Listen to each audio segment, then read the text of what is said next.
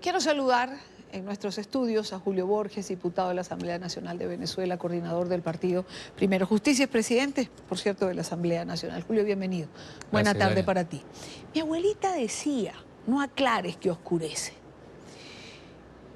¿Por qué hay que aclarar que la Fuerza Armada le va a ser leal a Nicolás Maduro en una circunstancia como esta? Es decir, ¿por qué tanta explicación? Bueno, esa pregunta es la pregunta central de la situación de Venezuela en este momento, Dania, porque yo lo veo de esta manera, para tratar de ser muy didáctico. Maduro es un presidente que está descalabrado, que está caído.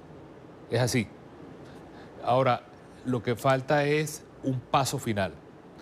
Cuando un gobierno llega al nivel en el cual está la dictadura de Maduro, en la cual más de 50 países lo desconocen abiertamente, han declarado el fraude completo de la elección del 20 de mayo y tienen una posición absolutamente irreversible de que tiene que haber una transición en Venezuela. Y a eso le sumamos todas las crisis que están abiertas. Eso es un gobierno que está irremisiblemente caído. Ahora, ¿cuál es el último eslabón? ¿Cuál es el último escalón que falta para que se abra ese desenlace? Es la Fuerza Armada venezolana. Yo creo que eso hay que hablarlo con total apertura y transparencia, porque el pueblo venezolano, la sociedad venezolana, los trabajadores, la iglesia el día de ayer, los periodistas, los activistas, los estudiantes, todo el mundo ha hecho todo para lograr el cambio en Venezuela. Y la última pieza que falta y sobre la cual hay la mayor responsabilidad es la Fuerza Armada. Una Fuerza Armada que lo interesante de tu planteamiento es, bueno, ¿por qué ellos tienen que estar anunciando esa fidelidad? ¿Por qué tienen que estar, de alguna manera, ratificando esa fidelidad? Bueno, es que la Fuerza Armada tiene dentro de sí una contradicción y unas fracturas internas muy grandes que se materializan en temas muy concretos, que es que el propio gobierno, el propio Maduro, ha tenido que aceptar que en los últimos meses ha habido 6 rebeliones militares en Venezuela y que lejos de aplacarlas con el efecto de la represión y la persecución por parte de lo que significa todo ese escuadrón cubano que está contra la Fuerza Armada, ese proceso sigue creciendo, sigue absolutamente vivo y es el último eslabón que falta para que se recupere, no para que haya un golpe de Estado, sino para que se recupere la constitucionalidad, la democracia y la libertad en el país. Bueno, 6 rebeliones militares que además han ocasionado que más de 200 militares de distintos rangos estén presos, ¿no? Sí, no solamente eso. En las últimas horas ha habido nuevas detenciones. Hubo la detención de 4 coroneles hace pocas horas. Lo que tú anunciabas, más de 4.000 soldados oficiales de la Fuerza Armada han desertado. Hay una cantidad de líderes naturales presos, jóvenes, que llegan más de 200 oficiales. Y la situación es, y hay que aclararlo muy bien, una cúpula donde está Padrino López y donde está toda esa gente que lo está rodeando allí, que ha secuestrado al resto de la institución.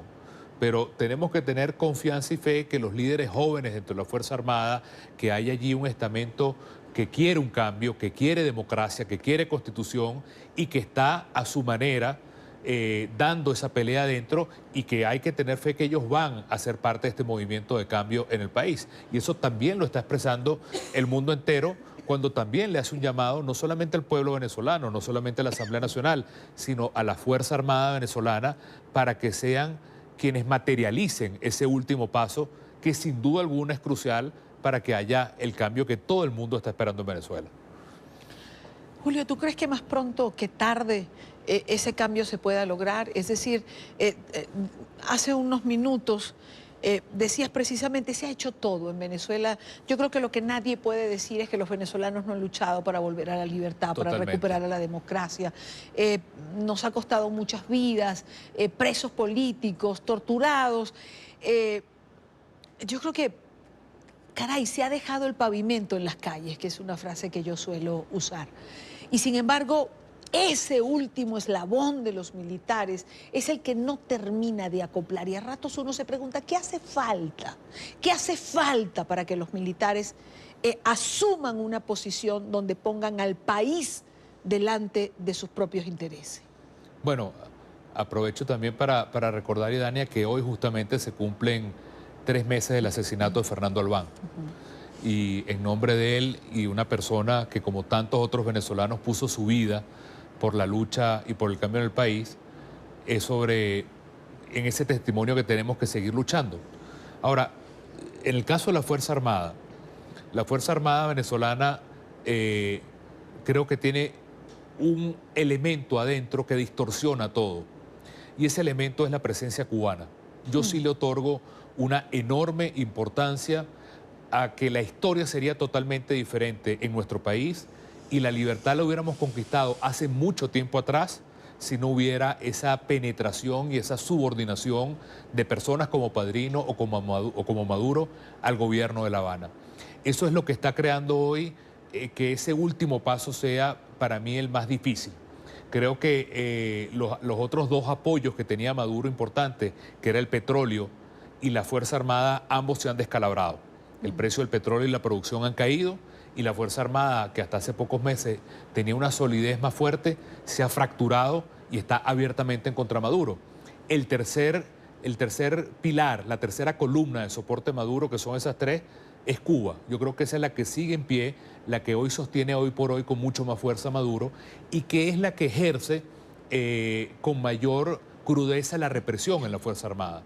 A nosotros los oficiales nos dicen que todo lo que significa el seguimiento, la grabación, los interrogatorios, incluso las torturas, da vergüenza decirlo, pero son agentes cubanos quienes tienen todo ese aparataje de represión contra la Fuerza Armada y están permanentemente viendo cualquier brote de descontento o de organización o de rebelión para inmediatamente aplastarlo, y es una de las fuerzas contra las cuales nosotros tenemos que luchar.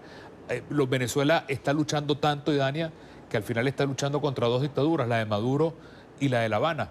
Son dos gobiernos dictatoriales que están posicionados sobre Venezuela, pero lo importante es lo que tú dices. Venezuela y los venezolanos nunca han dejado un día de luchar y eso es lo que va a coronar, yo creo, con mucha convicción, también porque siento, y lo podemos hablar, que hay una decisión de las democracias del mundo a que haya un desenlace en Venezuela, a que sea pronto, y hemos visto medidas como la de hoy en Estados Unidos, las del Grupo de Lima, las que se espera de Europa y las que vendrán de los otros gobiernos, van presionando y van fracturando y van haciendo el mundo más pequeño a quienes secuestran el poder en Venezuela y van a tener como resultado final ese desenlace democrático. Pero también toda esa comunidad internacional que tú mencionas, todos estos países, todos los organismos como la OEA, la Unión Europea, el Grupo de Lima, que han tenido pronunciamiento en las últimas horas, han apoyado la nueva directiva de la Asamblea Nacional. Ayer leíamos un tuit del secretario Almagro que hablaba de crear las condiciones para un gobierno de transición. Ayer tuve la oportunidad de entrevistar a Juan Guaidó, el nuevo presidente de la Asamblea, y se hablaba de esto. ¿Cómo se crean esas condiciones? Bueno, es decir, en torno a todo esto siempre hay expectativas. ¿Cómo se crean las condiciones para un gobierno de transición? Yo lo veo de la siguiente manera. Lo importante es que tratemos de mirar un poco hacia atrás y veamos cómo ha evolucionado la película. Hace un año estaban comenzando las sanciones. Hace un año no había esa articulación, ya esa decisión internacional sobre el tema de Venezuela. Hace un año había la esperanza que se podía luchar y negociar por unas elecciones medianamente limpias.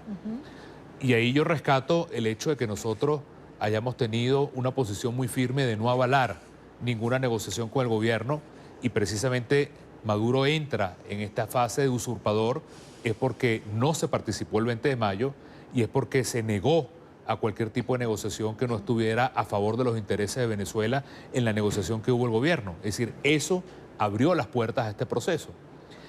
Nosotros tenemos que entender que esa comunidad internacional va haciendo un proceso en el cual se van uniendo distintos grupos, Unión Europea, Grupo de Lima, Estados Unidos, incluso se han unido países como pronunciamientos que ha habido de Japón en otros escenarios como el G20, y en ese sentido, esa presión de afuera tiene que unirse con una presión interna.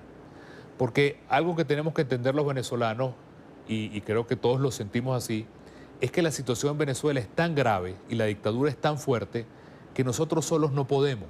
Y hay que aceptarlo, es una realidad.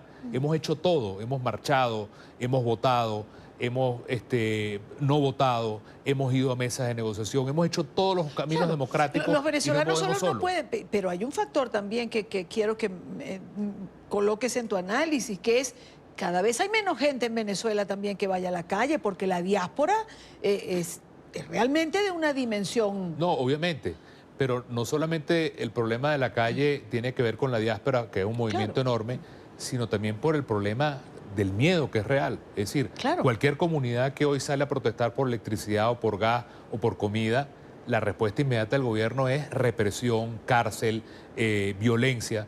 Entonces, lo bueno es que esa fuerza del pueblo se mantiene allí a pesar de la represión.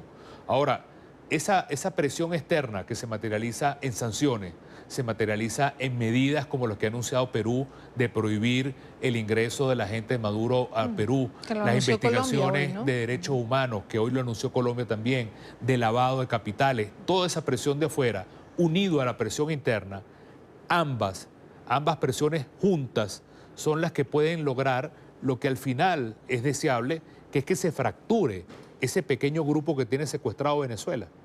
Yo quisiera expresar que al final Venezuela ahorita está en las manos de ¿cuántas personas? 4, 5, 6 personas. Es decir, Maduro, Cilia Flores, los hermanos Rodríguez, Padrino López, Diosdado. ¿Cuántos son? 5, 6, 7 personas. Sí. Ese grupo tan pequeño son los que tienen secuestrados al país. Y la presión de adentro y afuera, junta, es lo que va a terminar fracturando a ese cogollo, a ese núcleo que tiene secuestrado el país, y es el que va a producir esa presión. Yo creo, tú me dices, ¿cómo se logra eso? Yo creo que en la medida en que nosotros avancemos con mucha firmeza en el Parlamento, que es lo que está ahorita asumiendo Juan Guaidó y que le deseo toda la suerte y lo va a hacer muy bien, la presión de la sociedad civil, el Frente Amplio, la presión de los países, todo eso es lo que puede unirse y sumarse para que finalmente se pueda construir esa transición en el país. Ahora, ¿cómo entender que hay países como Japón que se sumen y países como México que se distancian? Bueno, el tema de México es un tema que hay que, de alguna manera, seguir presionando en el buen sentido de la palabra para que haya sensatez. Yo ayer tuve una entrevista en México, en el programa de Ciro Gómez, y mencioné el video que una amiga colombiana, porque es amiga de Venezuela, hizo en el aeropuerto con López Obrador. Que ya vamos a ver. Y realmente a mí lo que más me molestó de ese video fue la indiferencia de López Obrador. Absoluta y totalmente. Porque él ha podido expresar una idea, él ha podido decir su posición, pero la indiferencia frente a un tema que es la vida o la muerte de millones de venezolanos, que es el destino de todo un país, realmente es algo que pega mucho. Ahora, América Latina está haciendo un gran esfuerzo para que México siga en el Grupo de Lima, para que el papel de México no sea a favor de Maduro, sino que sea a favor de buscar presionar también a su manera por una solución.